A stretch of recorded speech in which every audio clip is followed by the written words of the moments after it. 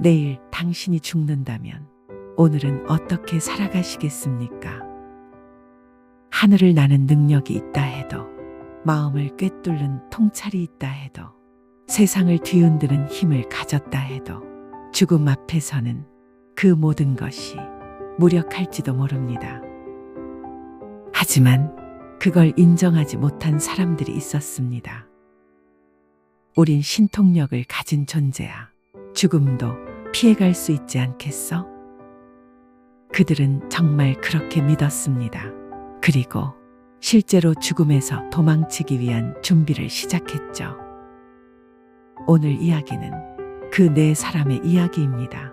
죽음을 피하려 했던, 그리고 결국 죽음 앞에서 모든 것이 무너졌던 고대 바람은 집안 형제들의 실화입니다. 그들의 이름은 지금은 잊혔지만 그들이 남긴 가르침과 깨달음은 오늘날에도 여전히 많은 사람들의 가슴을 울리고 있습니다. 그들은 어떤 존재였을까요? 석가모니 부처님이 왕사성의 중림정사에서 설법을 하고 계시던 시절이었습니다. 그 도시 인근에 세상을 놀라게 한 형제 4명이 살고 있었습니다. 그들은 오랜 세월 동안 극한의 수행을 거듭했고 마침내 오신통이라는 신비한 능력을 얻게 되었습니다. 이 네 형제는 누구보다도 특별한 능력을 갖고 있었습니다.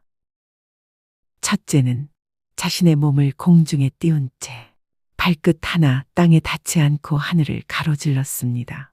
마치 바람처럼 소리 없이 허공을 걸었습니다. 둘째는 천리 밖에 떨어진 사물도 눈앞에 보는 것처럼 생생하게 꿰뚫어 보았습니다. 보지 않고도 보는 눈, 그에게는 거리가 의미 없었습니다. 셋째는 사람의 마음속 생각을 읽어냈습니다. 속마음, 비밀, 거짓, 말하지 않아도 그는 알고 있었습니다. 그리고 막내는 이름을 부르기만 하면 시간과 공간을 초월해 눈앞에 순식간에 나타났습니다. 그뿐만이 아닙니다. 그들 모두는 단단한 벽도 두꺼운 문도 장애물 따위는 없는 것처럼 툭 하고 지나가 버릴 수 있었습니다. 이들은 말 그대로 사람의 한계를 넘은 존재들이었습니다. 세상 사람들은 그들을 경외했고 왕조차도 쉽게 접견하지 못할 만큼 그들의 위상은 특별했습니다. 그러던 어느 날이었습니다. 첫째 형이 깊은 명상에 들었다가 눈을 번쩍 뜨며 말했습니다. 우리의 수명은 이제 겨우 7일 남았다. 순간 정적이 흘렀습니다. 그러나 다른 형제들은 놀라지 않았습니다. 그들 역시 자신들의 수명이 얼마 남지 않았음을 이미 감지하고 있었기 때문이죠. 그들은 말없이 마주 보았습니다. 그리고 말없이 고개를 끄덕였습니다. 죽음을 피해야 한다는 것, 그 누구도 먼저 말하지 않았지만 그들 모두 그렇게 생각하고 있었습니다. 그날 밤 형제들은 다시 둥그렇게 모였습니다. 이제 남은 건 단 하나, 어떻게든 죽음을 피하는 방법을 찾는 것이었습니다. 첫째 형이 말합니다. 우리가 어떤 존재냐? 세상의 이치를 거스르며 살아온 자들이다. 죽음 따위 피해갈 수 있어. 그는 손을 들어 천장을 가리키며 선언합니다. 나는 세상의 바다 중에서도 가장 깊고 광활한 태양의 한복판으로 들어가겠다.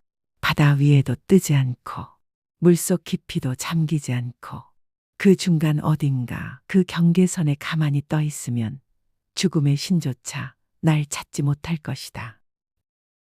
형제들은 고개를 끄덕입니다. 둘째 형이 말합니다. 좋아, 나는 수미산의 심장부로 들어가겠다. 그 누구도 도달하지 못하는 가장 깊고 어두운 곳까지 파고들 거야. 그 입구를 완전히 막아버리면 어떤 신도, 어떤 귀신도 결코 나를 찾지 못할 것이다. 셋째 형도 고개를 듭니다. 난 오히려 반대로 가겠다. 가장 복잡하고 북적이는 도시 한가운데로 말이다. 수천 명이 오가는 거리 속에 숨어 있으면 죽음도 헷갈릴 거야. 날 콕 집어내진 못하겠지. 막내 넷째는 말없이 미소 짓습니다. 그리고 곧 형제들은 임금에게 작별 인사를 드리러 갑니다. 그들은 왕 앞에 엎드려 조용히 말합니다. 폐하, 우리 넷은 지금부터 7일간 세상의 끝으로 몸을 숨기고자 합니다. 죽음의 그림자가 다가오고 있음을 감지했기에 신통력으로 이를 피하고자 합니다. 7일이 지나면 반드시 무사히 돌아와 다시 폐하를 뵐 수 있을 것입니다. 부디 평안하시길. 임금은 이 말에 놀라고 또 감탄합니다. 죽음을 피하려는 그들의 담대함이 신기하기도 하고 왠지 모르게 불안하게 느껴졌던 것이죠. 그렇게 형제들은 각자의 길로 떠났습니다. 대양, 산속, 도심, 그리고 고요한 어딘가로. 그들에겐 7일만 지나면 살아 돌아올 거라는 확신이 있었습니다. 아니, 확신을 믿고 싶었는지도 모릅니다. 시간은 흘러 드디어 7번째 날이 되었습니다. 햇살이 길게 내리쬐던 그날 아침, 시장의 관리가 왕궁으로 급히 달려왔습니다. 숨을 몰아쉬며 그가 말합니다. 폐하, 시장거리 한복판에서 바람은 형제 한 명이 숨진 채 발견되었습니다. 그 말을 들은 임금은 순간 말문이 막혔습니다. 설마 그들 중 하나일까? 형제들이 떠나기 전 자신에게 했던 말을 떠올리며 불길한 기운이 가슴을 짓누르기 시작했습니다. 임금은 곧장 석가모니 부처님을 찾아갔습니다. 깊은 존경과 긴장 속에 조심스럽게 입을 엽니다.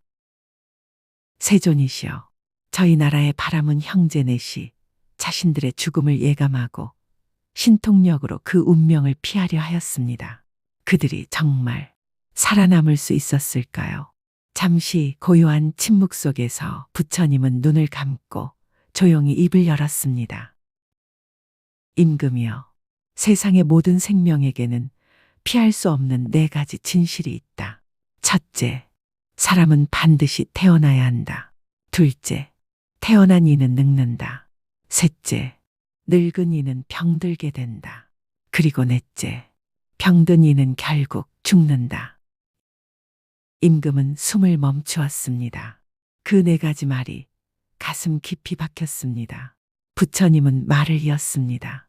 그 어떤 능력도, 그 어떤 명예도 이 흐름을 거스를 수는 없느니라. 그 형제들도 그저 생명의 끝이 다했기에 세상을 떠난 것뿐이다. 부처님의 말씀은 한마디 한마디가 바로 마음속에 깊이 박혔습니다. 임금은 그 자리에 선 채로 오랫동안 아무 말도 하지 못했습니다. 그리고 천천히 고개를 숙였습니다.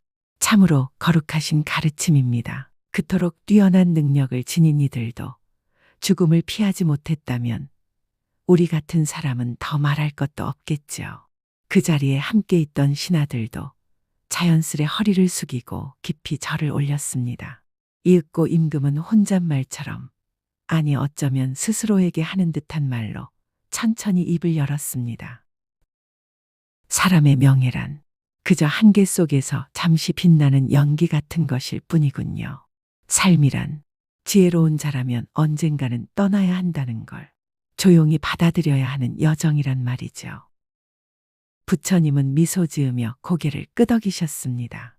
그날 이후 왕과 신하들은 물론 백성들 사이에도 죽음을 두려워하지 않고 지금 이 순간을 정직하고 따뜻하게 살아가는 삶, 그것이 가장 지혜롭다는 말이 퍼져나가기 시작했습니다. 그리고 지금 이 설화를 듣고 있는 우리도 잠시 멈추어 생각해 봅니다. 과연 나는 지금 이 순간을 얼마나 소중히 여기며 살고 있는가? 죽음은 누구에게나 예고 없이 찾아오는 손님입니다. 그 손님이 오기 전에 우리는 얼마나 따뜻하게 숨을 쉬고 얼마나 진심으로 하루를 살아내고 있나요? 누구도 죽음을 피할 수는 없습니다. 그러나 그 죽음이 다가오기 전까지의 삶을 더 충실히, 더 깊이, 더 사랑스럽게 살아갈 수는 있습니다. 죽음을 두려워하지 말고 지금 이 순간을 더 뜨겁게 살아가십시오. 그것이야말로 진정한 도통이며 부처님의 가르침입니다.